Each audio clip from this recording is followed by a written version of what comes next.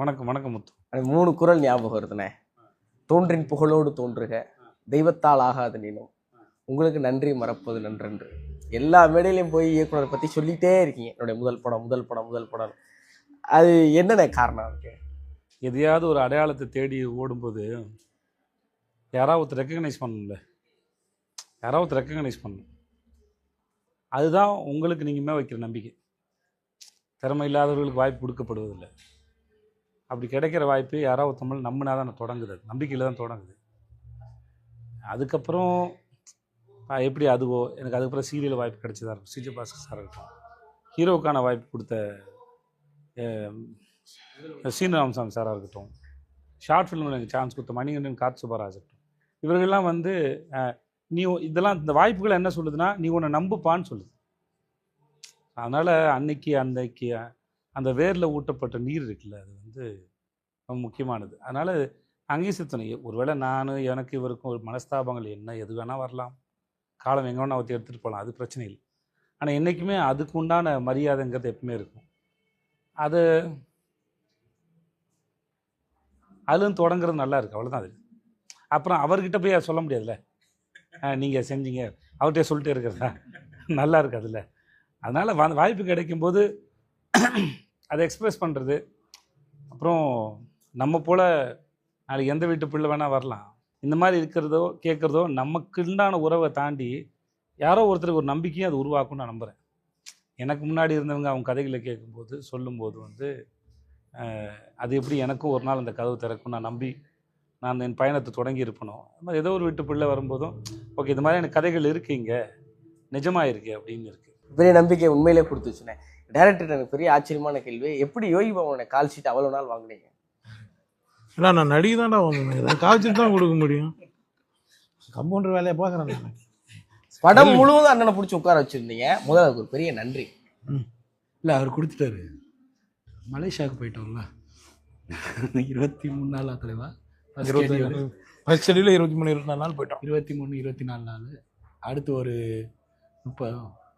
30 நாளில் ஒரு 20 நாள் இருந்தார். அப்புறம் இங்கே ஒரு 10 நாள் கொடுத்துட்டு இங்கே ஒரு 20 நாள் 15-20 நாள் விட்டு. சேதனை வந்து உங்களை பற்றி சொன்ன அந்த புகழாரம் இருக்குல்லண்ணே, அதை பார்த்து நிறைய பேர் வந்து ஜெனோசிலாக குடிச்சிட்டே இருக்காங்கண்ணே. அப்படின்னா வைத்தறிச்ச தாங்க முடியாம அடா விடுப்பா, அதெல்லாம் நம்ம பார்த்துன்னு இந்த பாசிங்கில் இந்த ஆட்டோவில் போகும்போது அப்படியே பேராக பார்த்துன்னு போகல, அதே பார்த்துன்னு போயிடணும்ப்பா. நம்ம எனக்கு அவரை பற்றி தெரியும், அவருக்கு என்னை பற்றி தெரியும். அதனால கண்டிப்பாக அது மிகைப்படுத்துனதும் இல்லை. அது எனக்கு யோகி பாபுட்ட பிடிச்சது வந்து என்ன 3 படம் மட்டுமா தலைவா? தாசி அப்படியே ஆண்டவன் கட்டளை, கடைசி விவசாயி, ஜுங்கா, அப்புறம் தலைவன் தலைவி. Yes S.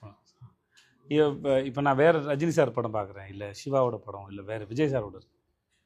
யோகி பாபு பொறுத்த வரைக்கும் எல்லா படமே அவருக்கு தனக்கான வேலையை வந்து ரொம்ப சின்சியராக பண்ண முடியாது. எப்படி அதை சொல்கிறேன்னா, ஒரு சீன் வந்தோடனே அதுக்கு என்னெல்லாம் பண்ணால் அந்த சீனை வந்து இன்னும் எலிவேட் ஆகுங்கிறத டப்பிங் முதற்கொண்டு அதை டெவலப் பண்ணுறதா இருக்கட்டும், இல்லை நாங்கள் செட்டுக்கு ஷூட்டுக்கு நடுவில் பேசும்போதும் சரி, ஏதாவது ஒன்று அது வந்து அது ப்ராக்ரெசிவாக இருக்கும்.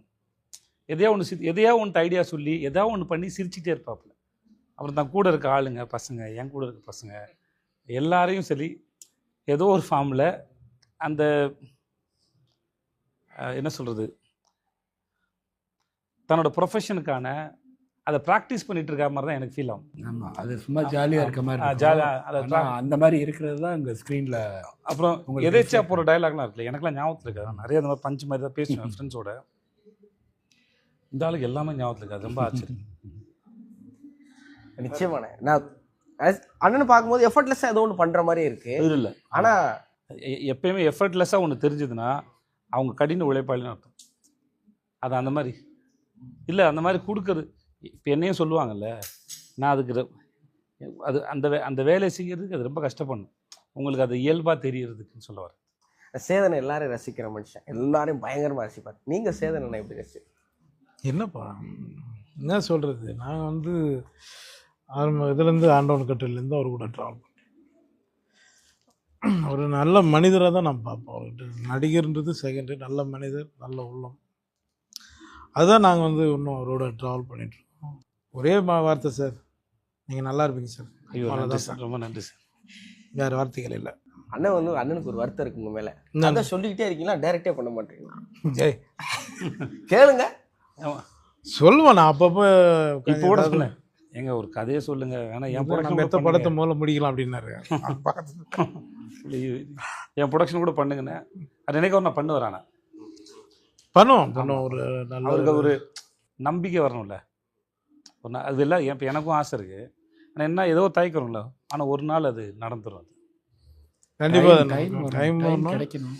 ஏன்னா நம்ம தொழில் வந்து நம்ம ஒரு தொழில் காமெடி தொழில் பண்ணிட்டு போகிறோம். இப்போ எல்லாம் ரசிக்கிறாங்க இல்லையா. அவர்கிட்ட நான் வந்து நிறைய கதைகள் சும்மா அப்பப்போ அவரு ஃப்ரீயாக இருக்கும்போது நானே இருக்கும்போது ஏதாவது உட்காரும்போது பேசுவோம். ஆனால் என்னென்னா அது நான் ஜாலியாக தான் பேசிட்டு இருந்தேன். அது ரொம்ப சீரியஸாக இருந்த அவர் தான், ஐயோ நீங்கள் என்ன ஒரு படத்தை டைரக்ட் பண்ணியா, நான் கூட ப்ரொடியூஸ் பண்ணுறேன் அப்படின்னு இருக்காரு. அது லைஃப்பில் நடக்கட்டும் சார். அது என்னைக்கா அது எப்பவுமே அது கட்டாயப்படுத்தக்கூடாது. ஆனால் அது என்னைக்கா ஒரு நடக்கும். என்ன கேட்டால் அவர் இப்போ இந்த படத்தில் பண்ண வேலை இல்லை, ஏஸில் பண்ண வேலையாக இருந்தால் இன்றைக்கி காமெடியன்னு சொல்லிக்கிறதுக்கு இன்றைக்கி நிறைய பேர் இல்லை. யோகிபாவோட தேவை வந்து ரொம்ப முக்கியம் இண்டஸ்ட்ரிக்கு. நான் அதையும் மனசில் வச்சு தான் சொல்லி என்றைக்காக ஒரு நடக்கட்டும். ஆனால் இன்றைக்கி இவரோட தேவை ரொம்ப முக்கியம். இப்போ நடுவில் விகடனில் வந்து கதிர்வேலன் சொல்லி சீனியர் சரி சார் வந்து என் கதைன்னு சொல்லி சார்லி சாப்ளின் ஒரு புக் கொடுத்தாங்க. அது வாசிக்கும் போது ஃபுல்லாக எங்கேயோ யோகிபா பண்ண எல்லாம் கனெக்ட் பண்ண முடிச்சுட்டே இருந்து எனக்கு டேரக்டர்கிட்ட ஒரு கேள்வி இருக்குது. ஆனால் ஏஸ் படத்துக்கு பெரிய பிரம்மாண்ட ஆடியோ லான்ச் நம்ம பண்ணல, இன்ஸ்டாகிராமில் ஒரு ஹூக் ஸ்டெப் கூட போடல, ஆனால் கொண்டாடி தீர்க்குறாங்க மக்கள் எல்லாரும். வந்து அதாவது மைக்கை பார்த்துட்டு சிரிக்க ரெடி ஆகலை, சிரிச்சுக்கிட்டே வந்து மைக்கில் படம் சூப்பராக இருக்குது அப்படின்ட்டு கடந்து போகிறாங்கல்ல. அந்த விமர்சனங்களை பார்க்கும்போதும் அந்த அந்த மக்களை பார்க்கும்போது, மனிதர்களை பார்க்கும்போது உங்களுக்கு என்ன தோணும்? அதான் ட்ரூ வேர்ட் ஆஃப் மவுத்துன்னு சொல்கிறோம் இல்லையா. இது வந்து நம்ம வந்து படத்தை வந்து நம்ம ஒன்று ப்ரமோட் பண்ணுவோம் நினச்சி பண்ணுறோம். ஆனால் படம் பார்த்துட்டு வந்து அவங்க ப்ரமோட் பண்ணுறது இருக்குல்ல, அது வந்து ரொம்ப ஜென்யூன் நினைக்கிறேன். அதுதான் ரியல். அது படத்தை பார்த்துட்டு அப்படியே வெளியில் வந்து அந்த அந்த ரியாக்ஷன்லேயே வந்துட்டு பாதி விமர்சனம் வந்துருச்சு. அவங்க சிரிச்சிட்டு வரையிலே பாதி விமர்சனம் வந்துருச்சு. வந்து அதை சொல்லையில் இன்னும் பயங்கர விமர்சனம் வருது. அது அது ரியலான விமர்சனமாக இருக்குது. அதுக்கப்புறம் நம்ம அந்த ஆடியன்ஸோட ரியாக்ஷனை பார்க்குறோம் இல்லையா, லைவாக பார்த்து அது இது வந்து நிஜமான விமர்சனம்னு நான் நினைக்கிறேன். இதுதான் கரெக்ட். இது வந்து ரொம்ப ஹாப்பியாக இருக்குது. ஆக்சுவலாக ரொம்ப ரொம்ப ஹாப்பியாக இருக்குது. இல்லை அல்டிமேட் படம் பண்ணும்போது, வேலை செய்யும்போது, கதை கேட்கும்போது இருக்கிற இதுக்கு விரும்பப்படுற ஒன்றே ஒன்று தான், இது மக்கள் எப்படி ரிசீவ் பண்ண போகிறாங்க. கடைசியில் இப்போது தேட்டரில் அது பார்க்கும்போது இதுதான் அச்சீவ் பண்ண வேண்டிய கோலு, ரிசல்ட்டு எல்லாமே. அது சந்தோஷம் எல்லாமே. இன்றைக்கி படம் பார்த்து முடிச்சு தேட்டருக்கு போகும்போது படம் பார்த்து முடிச்சுட்டு அவங்களோட கைத்தட்டலும் அந்த சிரிப்பும் தான் அதோட சந்தோஷம். ஒரே அந்த கைத்தட்டல் சிரிப்பு வருது இல்லை, அதுக்கு பின்னாடி இப்போ நான் படம் பார்த்துட்ருக்கேன்ல, ஆடியன்ஸ் வந்து ஃப்ரெஷ்ஷாக பார்ப்பாங்க. ஏன்னா அது அவங்க எண்ட் ப்ராடக்டை பார்க்குறாங்க. இப்போ நான் என்னோடய எக்ஸ்பீரியன்ஸ் சொல்கிறேன். நான் அதோட ப்ராசஸை பார்த்தேன், அது எப்படி நிகழ்ந்துச்சுன்னு பார்த்துக்கிட்டு இருந்தேன் நான். அது அது வந்து இவர் என்ன ஐடியா சொன்னார், அந்த கொலாபரேஷன் எப்படி ஒர்க் ஆச்சு, அது அங்கேருந்து இப்போ நம்ம ஒரு சின்ன கைத்தட்டல், சின்ன ஒரு சிரிப்பொலிக்கு முன்னாடி ஒரு அரை மணி நேரம் வேலையாவது இருக்குது. அதுக்கு முன்னாடி ஒரு சின்ன பஞ்சுக்கு, சின்ன விஷயங்களுக்கு அவ்வளோ ஒர்க் இருக்குது. அதில் அவ்வளோ ஒர்க். ஏன்னா நம்ம காமெடின்னு ஈஸியாக கடந்து போயிட முடியாது. அது வந்து ரொம்ப சீரியஸ் பிஸ்னஸ். அது சார்லி சாப்ளின் சொன்னது தான். அதுவும் it's a very serious business. So அவ்வளோ எஃபர்ட் வந்து இப்போ ஒரு கொலாபரேஷன் இருக்கு இல்லையா, இவரோட ஐடியா நிறையா இருக்கும், இவர் ஸ்கோர் பண்ணுற இடத்துல இவரோட ஐடியா இருக்குது, இவர் ஸ்கோர் பண்ணுற இடத்துல இவரோட ஐடியா இருக்குது. ஸோ எனக்கு அந்த கொலாபரேஷன் வந்து ரொம்ப பிடிச்சிருந்துச்சு. அதை ரிசீவ் ஆகுறப்போ நம்ம என்ன நினைக்கிறோங்கிறது வந்து கரெக்டாக ரிசீவ் ஆச்சு. ரொம்ப நல்லா இருந்துச்சு. நான் படம் பார்க்கும்போது ஃபர்ஸ்ட் ஹாஃப்ல நான் கன்ஃபியூஸ் ஆகிட்டே இருக்கேன். ஏன்னா நான் மகாராஜா பார்க்குறேன், அதுக்கப்புறம் விடுதலை பாகம் 2 பார்க்குறேன், அதுக்கப்புறம் சேதனை இப்படி ஒரு படம் பார்க்குறேன். எனக்கு என்ன சேதனை இப்படி ஒரு படம் அப்படிங்கிற ஒரு குழப்பத்திலே உட்காந்துட்டு செகண்ட் ஹாஃபுக்கு அப்புறம் நான் அதெல்லாம் மறந்துட்டேன். நான் ரொம்ப லகிக்க ஆரம்பிச்சிட்டேன். நான் பியூராக படத்துக்குள்ள உட்காந்து என்டர்டெயின் ஆகி சிரிக்க ஆரம்பிச்சிட்டேன். நீங்கள் இந்த கதையை தேர்வு பண்ணும்போது உங்களுக்கு என்ன மாதிரியான யோசனை? எந்த கதைக்குமே எந்த யோசனை இல்லை. இப்போது உங்களுக்கு தான் இது ஆர்டர், எனக்கு ஆர்டர் இல்லை. எனக்கு எந்த படத்துக்கு முன்னாடி எந்த படம் வரும்னு எனக்கு எப்படி தெரியும்? எனக்கு அந்த மாதிரி கணக்கு இல்லை. அப்புறம் ஒரு கதையை கேட்டிருப்போம். இப்போ இந்த கதையை வந்து 2017 வந்து இந்த கதையை பேசிட்டு இதை கொஞ்சம் ஓரம் வச்சுட்டு அதுக்கப்புறம் ஒரு 7-8 கதையை பேசி அப்புறம் ஒரு ஸ்டேஜ் திருப்பி இந்த கதையை தூசி தட்டி அப்புறம் இதில் அவர் நிறைய வேலை பார்த்து அப்புறம் இந்த கதையை பாம்பேயில் செட் பண்ணலான்னு பிளான் பண்ணி அப்புறம் ஹைதராபாத்துக்கு செட் பண்ணலான்னு பிளான் பண்ணி திரும்பி ஆரம்பித்த இடத்துக்கு மலேசியாவிலே செட் பண்ணலான்னு போய் இப்படி இவ்வளோ தூரம் போயிட்டு வந்திருக்கு.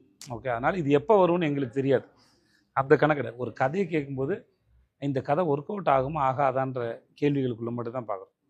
நம்மளை சுவாரஸ்யப்படுத்துதா, ஒர்க் அவுட் ஆகுமா அப்படிங்கிறது.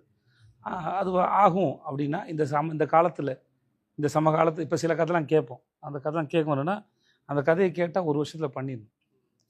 காலந்தள்ளினா அந்த கதை பழசாயிடும். அந்த மாதிரி நிறைய கதைகள் வேணான்னு சொல்லிடுவோம், காலந்தள்ளி வரக்கூடாதுன்னு சொல்லிட்டு. சில கதைகள்லாம் அந்த பிரச்சனை இல்லை, அது எப்போ வேணால் வரலாம், பிரச்சனை வரும், அது பாட்டுக்கு அது வேலையை செய்யும். ஸோ அதனால் இவ்வளோ தான் கேட்டகரிய ஒழிய இதுக்கப்புறம் அதுக்கப்புறம் அதுன்னு எனக்கு பிளான் பண்ணுற பழக்கமும் கிடையாது. இப்போ இன்னைக்கு கொண்டு வந்தார், இல்லை ஒருவேளை சார் வந்து நான் ட்ரெயினுக்கும் தலைவன் அப்புறம் வந்துக்கிறேன்னு சொன்னான்னா அது அப்போ தான் வந்திருக்கும். ஸோ ப்ரொடக்ஷன் வச்சு டிசைன் பண்ணுறாங்க. மற்றபடி கதை கேட்கும்போது இந்த கதை ஒர்க் அவுட் ஆகுமா இல்லையா, அந்த எண்ணம் மட்டும்தான். மக்களுக்கு இது பிடிக்குமா இல்லையா, நமக்கு பேர் வாங்கி தருமா, அவ்வளோதான் கதை. விமர்சனம் பண்ணுறவங்க சில பேர் விஜய் சேதுபதி இந்த மாதிரியான கதைகளை தான் தேர்வு பண்ணணுங்கிற அளவுக்கு பேசுகிறாங்க, யோசிக்கிறாங்கல்லண்ணே.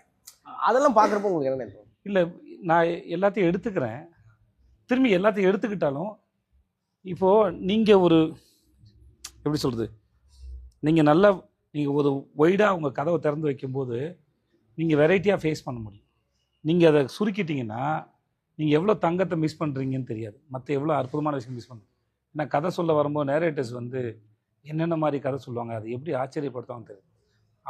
அவங்க புகழை விட்டு நமக்கு பிடிச்சிருந்தா பண்ணிக்க வேண்டியது ஒழிய எனக்கு இந்த மாதிரி கதையை கொண்டு வான்னு சொன்னால் அதில் நம்ம எதையா மிஸ் பண்ணுறதுக்கு நிறைய வாய்ப்பு. ஸோ எனக்கு எப்பயுமே அந்த கணக்கு இல்லை. எனக்கு இப்படி தானே தோணுச்சு. ஏஸோட ஃபர்ஸ்ட் ஹாஃபில் உட்காரும்போது ஏன் விஜய் சேதுபதினு தோணுச்சு, முடியும் போது இதுதான் விஜய் சேதுபதினு தோணுச்சு. இவ்வளோ தான் ஏஸ் படம் பார்க்குறப்ப எனக்கு ஒரு நிறைவான். ஆனால் எனக்கு வந்து நான் படத்தில் ரொம்ப ரசிச்சது என்னன்னா, சேதனை ஆன் ஸ்க்ரீனில் இவ்வளவு யாரையும் கலாச்சார ரீசெண்ட் டயத்தில் பார்க்கவே இல்லை. உங்களை வச்சு செதுக்கி இருந்தாப்புல அது வந்து எங்களுக்கு பயங்கர காமெடியாக இருக்கும். உங்களுக்கு அந்த அனுபவம் எப்படி இருந்துச்சு? உங்களுக்கு காமெடியாக இருக்குது தான் நாங்கள் அப்படி பண்ணோம். இப்போ நீ சொன்னல அதுதான் பதில், நீங்கள் ரசிக்கிறதுக்காக தான் நாங்கள் பண்ணோம். ஜாலியாக தான் இருந்தது. அவரோட போட்டு நிறைய கவுண்ட் நிறைய இல்லை, அது அவர் சொல்லிட்டாரு. இப்போ அவரை இப்போ சொன்னார்ல, இப்போ இதை என்னோடதுல நிறைய அவரோடது இருக்கும். அவரோட ரெண்டு பேரும் சேர்ந்து ஒரு சீனை ஒர்க் பண்ணும்போது, இப்போ டேரக்டரோட சேர்ந்து டிஸ்கஸ் பண்ணி ஒர்க் பண்ணும்போது இது போட்டுக்கலாம் அது போட்டுக்கலாம், டபிளில் இது பண்ணிக்கலாம் அது பண்ணிக்கலான்ற போது நான் ஒரு நிறையா கலாய்ச்சிருக்கேன்னா அதில் முக்கால்வாசி அவர் தான் சொல்லியிருப்பார். ஆக்சுவலாக இப்படி பண்ணுங்க தெரியல, அப்படி பண்ணுங்க. அது சட்டை பிடிச்சி இழுத்துட்டு வருவோம்ல, அதெல்லாம் இவர் தான் சொல்லுவார். இப்படி பிடிங்க தெரியும், அப்படி பிடிச்சி இழுத்துட்டு வரணும் வேண்டாம். அது அந்த இதுவை வந்து அவர் இவருமே அந்த அரையிற சீன்லாம் அவர் தான் சொன்னார். நான் வைக்கையில் அந்த மாதிரிலாம் சொல்லலை. வில்லன் வந்து அடிக்கிற மாதிரிலாம் வைக்கல. அவர் வைக்கையில் வந்துட்டு அவர் வந்து சட்டையை தான் பிடிப்பார். இவர் தான் சொன்னார், அரைங்க சார், 2 அரை விடுங்க சார் அப்படின்னாரு. அரையை விட்டோன்னே இவருக்கு ஆட்டோமேட்டிக்காக அடுத்து இவரோட ரியாக்ஷனுக்கு வருது இது. ஸோ அந்த கொலா அது திடீர்னு நடிச்சிட்டோம். திடீர்னு அந்த சீனை எங்கே உடைக்கிறது தெரியல, சேஸ் பண்ணி பிடிக்கிறது. ஐயோ சொந்தக்காரங்க ஓடும்போது இங்க எங்கடா வேப்பமரம் இருக்கு, பல்வழியில் வரானுங்க பாரு, போட்டிருக்காரு. ஓகே, அந்த ஐயோ சொந்தக்காரங்க ஓடும்போது என்னால் நடிக்க முடியல, சிரிச்சுட்டே இருக்கேன் நான்.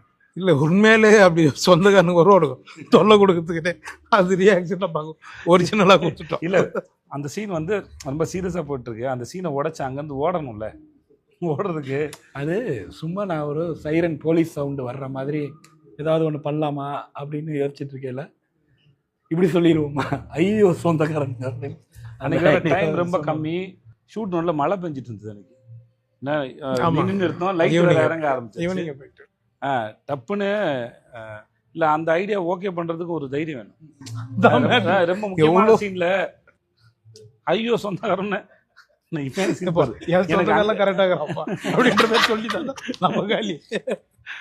அதனால இந்த மாதிரி நிறைய இடத்துல நம்ம ஒரு சீன் ஒன்று பண்ணோம், ஞாபகம் இருக்கா சார்? அந்த இதில் லாக் பண்ணி முட்டி போட்டு வெளிலாம் கென்னு வைப்பாங்க. ஆமாம், அது டைலாக் ஒன்று டைலாக் அதை கட் பண்ணிட்டு ஒரு சார் நாங்கள் பண்ணோம்.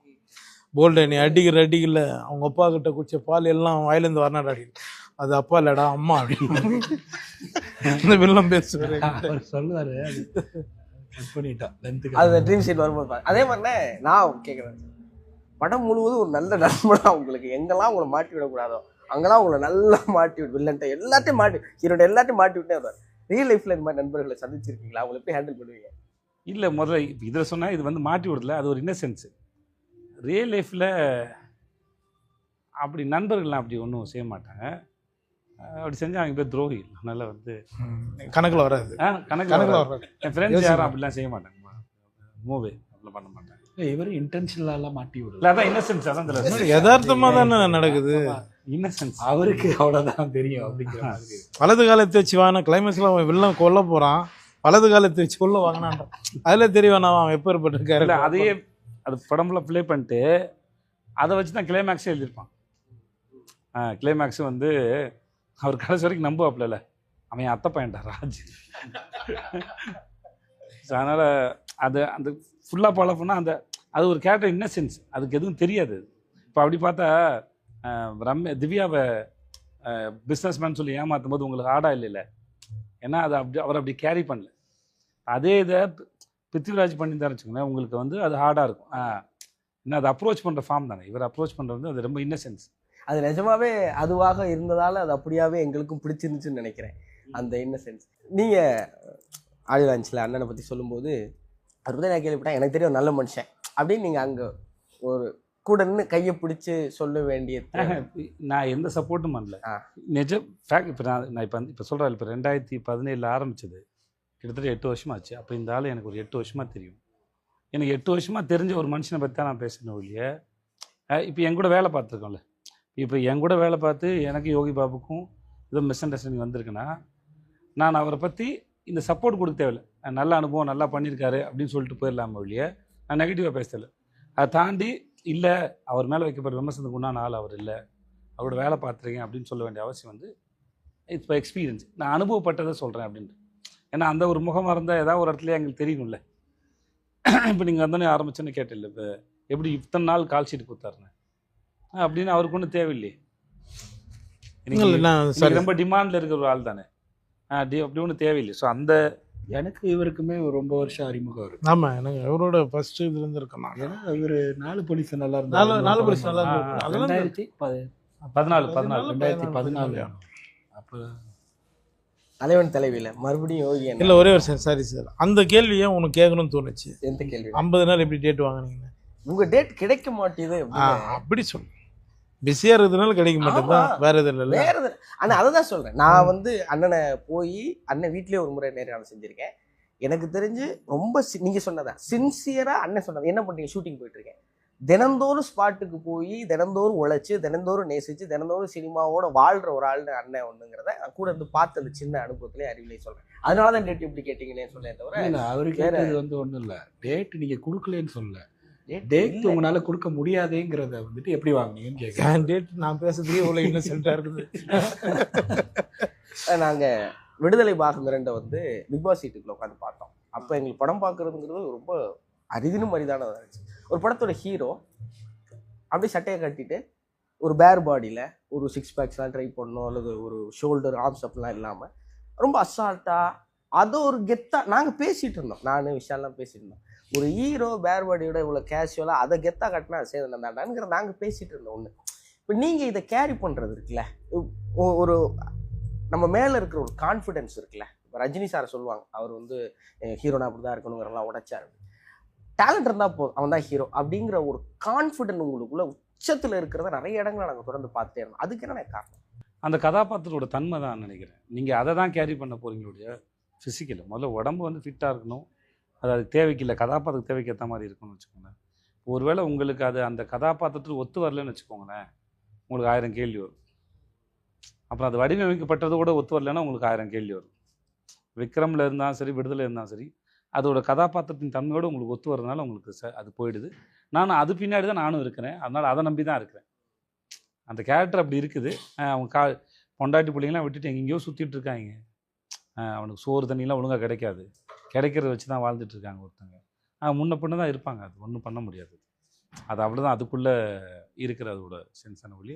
விக்ரம் பொறுத்த வரைக்கும் அது அவன் ஒரு ட்ரக் அடிக்ட் அவனுக்கு. அப்படியே அதனால் அவனுக்கு வேறு எதுவும் தெரியாது. அவனா ட்ரக் அடிச்சுக்கலாம், அவனே சொல்லியிருப்பாங்க. விட்டு அவனே ஒரு 4-5 வருஷத்துல செத்துருவான் இருப்பாங்க. அவனுக்கு அவ்வளோதான். பகத் ஃபாசில் பேசும்போது இருக்கும், அது அவள் ட்ரக் எடுத்துக்கிறாங்க. அதில் ஒர்க் பண்ணும்போது என்னோட ஆக்டிங் கோச் பூஜா இருந்தாங்க. அவங்க தான் அதை பற்றின ரிசர்ச் பண்ணிட்டு ஷோல்டர் இறங்கி போன்லாம் தேஞ்சிட்டு வரும், ஷோல்டர் இப்படி இறங்கிவிட்டுனாங்க. அதனால் அந்த பாடியில் இங்கே வச்சு பண்ணது உங்களுக்கு அது இப்படி இருக்கும் அவங்களோடது அப்படின்னு சொல்லிட்டு. ஸோ இதெல்லாம் அதை அந்த கேரக்டர் என்னவா அது கேரக்டர் மேலே இருக்க வைக்கிற நம்பிக்கையும் அது ப்ரெசென்ட் பண்ணுற நம்பிக்கையிலையும் மற்ற எதுவும் தெரியாதுன்னு தான். அந்த அப்புறம் இன்னொன்று வந்து எப்பயுமே ஆரோக்கியமாக ஃபிட்டாக இருக்குதுங்க தனி, அதையும் இதையும் கம்பேர் பண்ணக்கூடாது, ஒத்துக்கூடாது. ஸோ அதனால் இது இது வந்து ஒரு அது ஒரு மாயையாகவும் பார்க்குறேன்.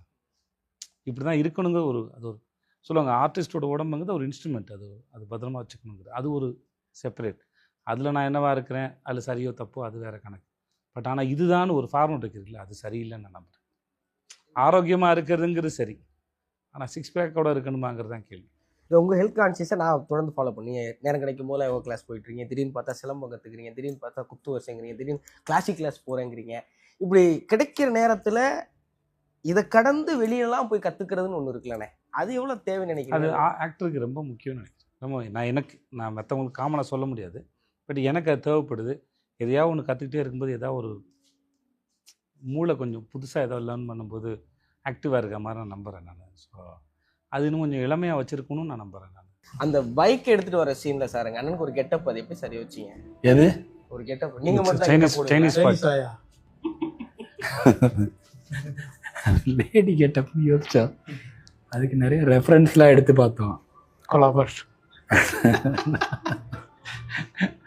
அவர் ஏதாவது பேரை ரெஃபரன்ஸாக யூஸ் பண்ணுவார், அதெல்லாம் நான் கொஞ்சம் கட் பண்ணி வச்சுருந்தோம். அதில் டப்பிங்கில் போட்டுருந்தோம், பேர் வேணாம்,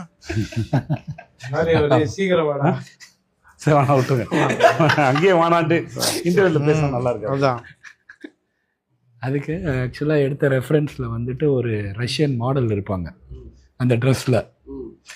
அந்த ட்ரெஸ்ஸை எடுத்துகிட்டு அதுக்கப்புறம் அதை பார்த்துட்டு இதை போட்டால் நல்லா இருக்குன்னொன்னே அவங்களால இமேஜின் பண்ண முடியல, காஸ்டியூம் டிசைனர்னால இதை எப்படி அங்கே அப்படின்னு சொல்லிட்டு ஒரு தடவை பார்த்து அப்புறம் எப்படி இருக்கும். ஐயோ மலேசியா தீச்சி இருப்பானே ஆளு. ஆனால் ஜாலியாக தான் இருந்தது சார். நல்லா நிறைய பேர் அந்த சொல்லும்போது சிரிச்சுட்டு கேட்குறான் சார். என்ன சார் அந்த பேர் அண்ணன் சைனீஸ் ஆயான மேலே அங்கே எடுக்கும்போது ஷார்ட் எடுக்கும்போது அங்கே இருக்கிறவங்க ஒரு 4-5 பேர் அப்படியே பார்த்து ஓ அப்படின்னு ஒரு மாதிரி தான் பார்த்தேன். அது ஆக்சுவலாக ஷூட் பண்ணது சைனீஸ் மார்க்கெட், அது கேரளில் இருக்குது சைனீஸ் மார்க்கெட். நீங்கள் எப்போதும் சொல்கிறதுண்ணே, இலக்கில் வெற்றி பயணம்தான் வெற்றி அப்படின்னு நீங்கள் எப்போதும் சொல்கிறது.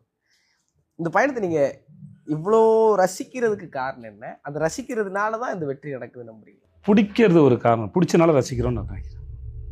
பிடிச்சி வந்திருக்கோம். அப்புறம் நிஜமாகவே ஒரு நான் ஆல்மோஸ்ட் 365 நாளில் ஒரு 300 நாளாவது ஷூட்டில் இருப்பேன்னு நினைக்கிறேன். ஒரு குறைஞ்சபட்சம் 250 நாளாவது ஷூட்டில் இருப்பேன். ஷூட்டில் இருக்கிற அனுபவம் வந்து ரொம்ப நல்லாயிருக்கும். ஆல்மோஸ்ட் டிசிப்ளின்டாக வேறு இருக்கும். நைட் சீக்கிரம் தூங்கி ஆகணும், காலைல சீக்கிரம் எந்திக்கணும், 6 மணிக்காவது எந்திக்கணும். வேலைக்கு போகிறதுக்குல 6 மணிக்கு எழுந்துச்சி நீங்கள் ஃப்ரெஷ் ஆகி வீட்டில் இருந்தால் ஒரு 10-12 மணிக்கு தூங்குவோம். பட் அங்கேனா இன்னும் 6 மணிக்கு எழுந்திரிச்சி அப்புறம் வந்து ஷூட்டில் இருக்கிறனால வந்து நம்மளை ஒழுங்காக பார்த்துக்கணும், சிக்காயிடக்கூடாது, இல்லை ஷூட்டு பாதிக்கப்படும் அப்படின்னு ஒரு டிசிப்ளின் இருக்கும். அப்புறம் அந்த வேலை செய்யும்போது கிடைக்கிற டெய்லியும் சீன் கிடைக்கும்போது அது ஒரு ஒரு ஒரு தனி மனுஷன் செய்கிற வேலை இல்லைல்ல, இவ்வளோ பேரோட சேர்ந்து செய்யணும்ல. நீங்கள் வந்து கேமராமேனு, டைரக்டரு, கோ ஆர்டிஸ்ட்டு, ஆர்ட் டிபார்ட்மெண்ட்டு, மற்ற ஆர்டிஸ்ட்டு, ஜூனியர் ஆர்டிஸ்ட்டு, ஒரு பெரிய வேலை அது நடக்கிறது. அதை நான் ரொம்ப என்ஜாய் பண்ணுறேன், ரொம்ப ரசிக்கிறேன். அது ரசிக்கும் போதே வந்து மற்ற எல்லாமே அதுக்கப்புறம் கிடைக்கிறது அதெல்லாம் போனஸ் தான். ஒரு படத்தின் வெற்றியோ அதுக்கப்புறம் வர்றதோ எல்லாமே போனஸ் தான். வேலையில் சுகம் கிடைக்கும் போதில்ல, அது வந்து அது பெரும் சுகம். அதனால தான் உங்களை நாங்கள் ரொம்ப ரசிக்கிறோம். எனக்கு இந்த ஒரே ஒரு கேள்வி இருக்கேன். இன்றைக்கி சினிமா வந்து ப்ரமோஷனை பொறுத்து தான் படம் போய் சேரும்னு ஒரு நம்பிக்கை இருக்குது. ஏஸ் எங்கேயோ அந்த இடத்துல ஒரு சின்ன கிராக்கை ஏற்படுத்தியிருக்க அந்த நம்பிக்கையில் நான் நம்புகிறேன். நம்ம மகாராஜா நம்ம புர்ஜ் கலிஃபாவில் போய் எடுத்துகிட்டு போய் வைக்கணும். ஏஸ் படம் ரிலீஸ் ஆனதுக்கு பிறகு உட்காந்து நம்மளாம் அதை பற்றி பேசி சிரித்து அதை என்ஜாய் பண்ணிகிட்டு இருக்கோங்கிறப்போ மக்கள்கிட்ட கொண்டு போய் சேர்றதுக்கு எது முக்கியம்னு நினைக்கிறீங்க? மக்களில் முதல்ல வந்ததுக்கப்புறம் டிசைட் பண்ணுறது மக்கள். அந்த மக்கள்கிட்ட கொண்டு போய் சேர்க்க வேண்டிய நம்மளுடைய, ஏன்னா எல்லாருக்கும் அவங்க வீட்டு வேலைகள் இருக்குது. எங்களுக்கு சில நெருக்கடி, நாங்கள் இது நிறைய பிளான் பண்ணோம், பேசணும், சில நெருக்கடிகள் இருக்குது, வேறு வழியில் வந்தாகணும். ஸோ இருந்த டைம் ரொம்ப கம்மி. ஆடியோ லான்ச் வைக்கலாம், பெருசாக பேசலாம்னு சொல்லும்போது ப்ரொமோஷன் பண்ணும்போது அப்போ சண்டை வார் நடந்துட்டு இருந்தது. அந்த சமயத்தில் உட்காந்து ஒரு படத்தை ப்ரொமோட் பண்ணுறது வந்து வைக்கிறது சரியில்லைன்னு சொல்லிட்டு அதுக்கப்புறம் தான் நாங்கள் அதை யூடியூப்பில் விட்டோம். ஸோ அது சரி கிடையாது. ஸோ அதுக்கப்புறம் படத்தை தள்ளி வைக்கலாம்னு நினச்சோம். ஸோ எதுவுமே கடைசி ஒரு வாரத்துக்கு முன்னாடி நடக்கிற வேலைகளாக இருந்தது. ஸோ அது எங்களுக்கு தெரிஞ்சது. இங்கே சில சமயம் வேறு வழி இல்லை, அது சில சமயம் அமைஞ்சிடும். ஆனால் எங்களுக்கு ஒரு பதட்டம் இருந்தது.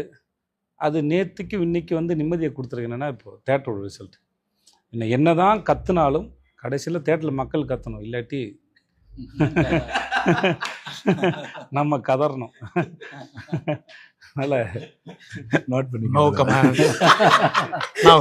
அந்த வாய் திறக்க வந்துட்டு அப்போ என்ன அர்த்தம் இல்ல இல்ல அது அவர் சொல்றதுதான் கரெக்ட்.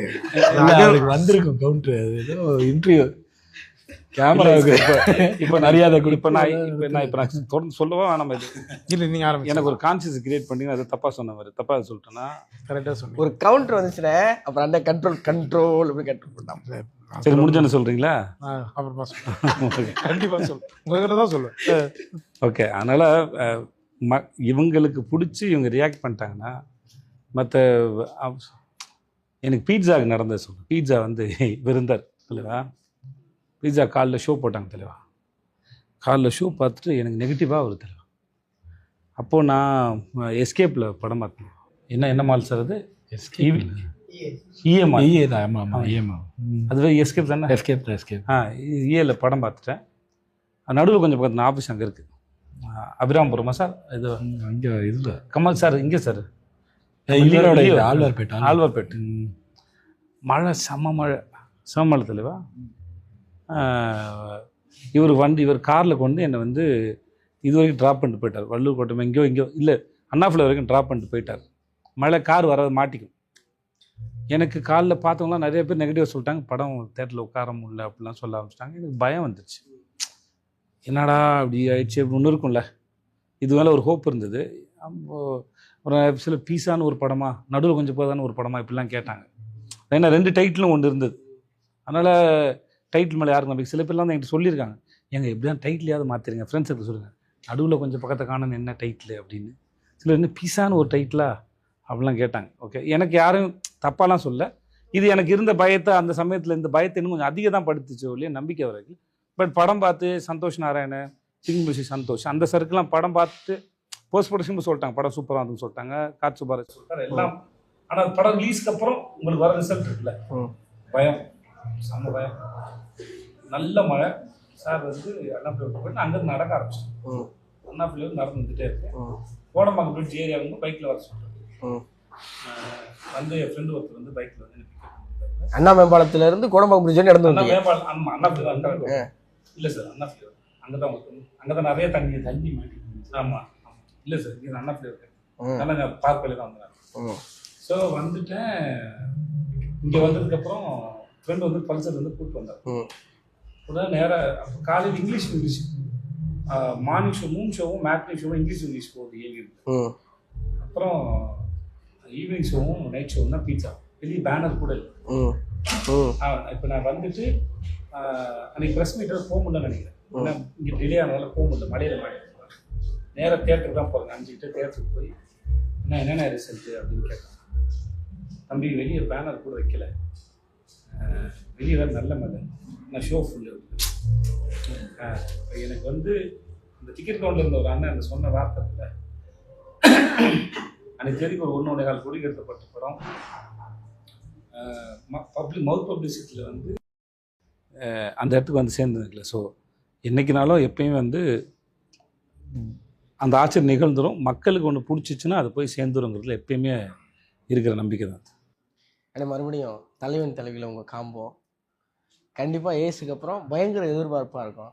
எப்படி இருக்கும்? சும்மா அதுவும் பயங்கரமாக இருக்கும். பயங்கரமாக இருக்கும். அது ஆடியன்ஸ் இது இன்னும் 10 மடங்கு அதை என்ஜாய் பண்ணுவாங்க. இதை விட நல்லாயிருக்கும். ஒரு ஏரியாவுக்குள்ள ஒரு கிரவுண்டில் நிறைய இன்ட்ரெஸ்டிங்கான கேரக்டர், செம்ம கேரக்டர். அந்த படமே ஒரு தெரியல, ஒரு கைண்ட் ஆஃப் ஃபில்ம் அது. ஆனால் ரொம்ப நல்லாயிருக்கு. எப்படி சொல்கிறதுன்னு தெரில, ஆனால் படம் நல்லாயிருக்கும், சூப்பராக இருக்கும் சார்.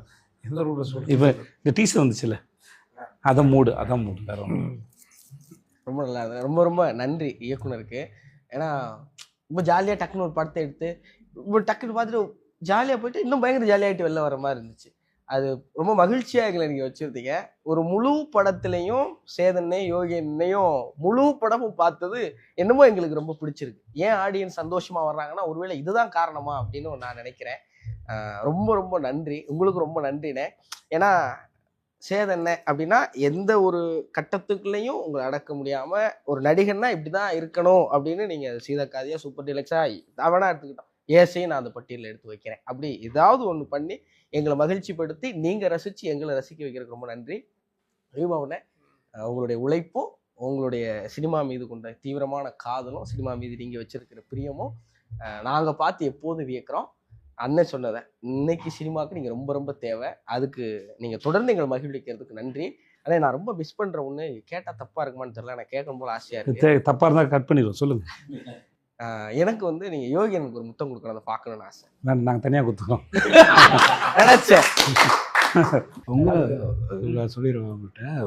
நீங்கள் ஒரு ஸ்பீச் ஒன்று கொடுத்தீங்களா லென்த்தாக, அந்த தமிழ் இல்லை முன்னாடி தமிழை பற்றி ஒரு அவளும் நானும் தமிழ் பேச்சு மூச்சில் கொடுத்தீங்க இல்லையா, அது வந்து அழகான ஸ்டோரி டெல்லிங், சூப்பராக இருக்கும் அந்த ஸ்டோரி டெல்லிங்.